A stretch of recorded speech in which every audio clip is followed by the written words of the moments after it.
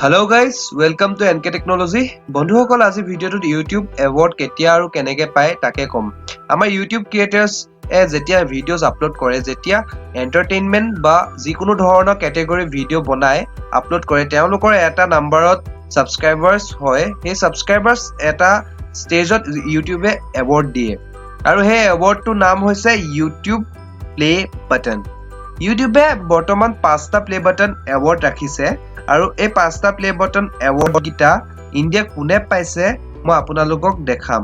So ভিডিওটো চাই থাকক শেষৰলৈকে আৰু লগতে মোৰ YouTube পৰিয়ালৰ মাজলে যদি প্ৰথমবাৰ আহিছে সাবস্ক্ৰাইব কৰিবলৈ নাপাহৰিব।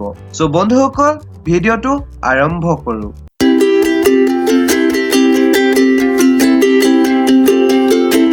সো বন্ধুসকল আমাৰ প্ৰথম এৱাৰ্ডটো হৈছে সিলভাৰ প্লে বাটন। এখন পাবলৈ আপুনি 100k সাবস্ক্ৰাইবাৰ কৰিব লাগিব। 100k মানে 1 লাখ সাবস্ক্ৰাইবাৰ কৰিব লাগিব।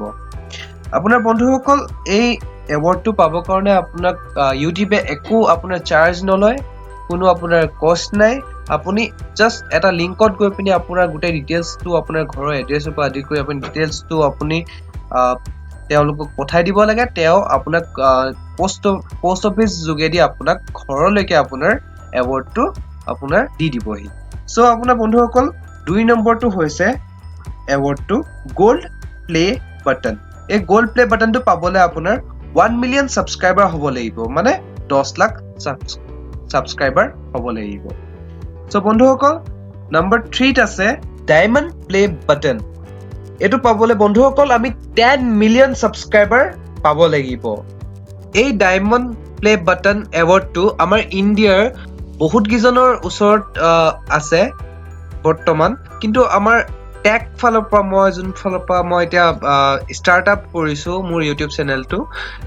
টেকনিক্যাল গুৰুজি তেখেতে আপোনাৰ আজি 1 year আগতে পাইছে ডায়মণ্ড প্লে বাটনটো আৰু আশা কৰো বহুত সোনকালে 50 মিলিয়ন সাবস্ক্ৰাইবাৰ তেখেতৰ হক।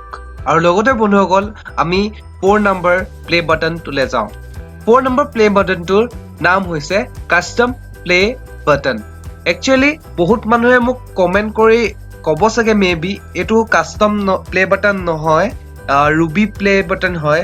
একচুয়ালি ৰুবি প্লে বাটন নহয়, আপোনাৰ এটোৰ অৰিজিনালি নাম হৈছে আপোনাৰ কাস্টম প্লে বাটন। এই প্লে বাটন কাস্টম প্লে বাটনটো PewDiePie প্ৰথম পাইছিলে।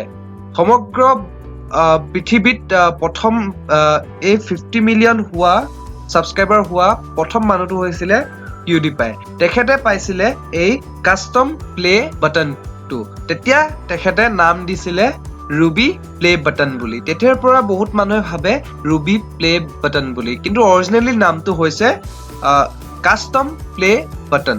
সো বন্ধুসকল আমি 5 নম্বৰটোলৈ আগবাঢ়ো। 5 নম্বৰটো হৈছে the red diamond creator award বা প্লে বাটন। এইটো পাবলে আপুনি 100 মিলিয়ন কৰিব লাগিব। সমগ্ৰ পৃথিৱী প্ৰথম এই এৱাৰ্ডটো পাইছিলে আমাৰ ইণ্ডিয়াৰ টি সিৰিজ চেনেলটোৱে, তাৰ পিছত পাইছিলে PewDiePie। সো সমগ্ৰ ভাৰতৰ কাৰণে আমাৰ এটা গৌৰৱৰ কথা যে টি সিৰিজ চেনেলে আমাৰ ভাৰতলৈ এটা গৌৰৱ কঢ়িয়াই আনিছিলে। সো বন্ধুসকল আজিলৈ ইমানেই আছিল। ভিডিওটো যদি ভাল পালে আপোনালোকে লাইক কৰক, শ্বেয়াৰ কৰক, কমেন্ট কৰক, লগতে সাবস্ক্ৰাইব কৰিব নাপাহৰিব আৰু এনেকুৱা ভিডিও পাই থাকিবলৈ কিনাৰত থকা বেল আইকনটো প্ৰেছ কৰি দিয়ক। ধন্যবাদ।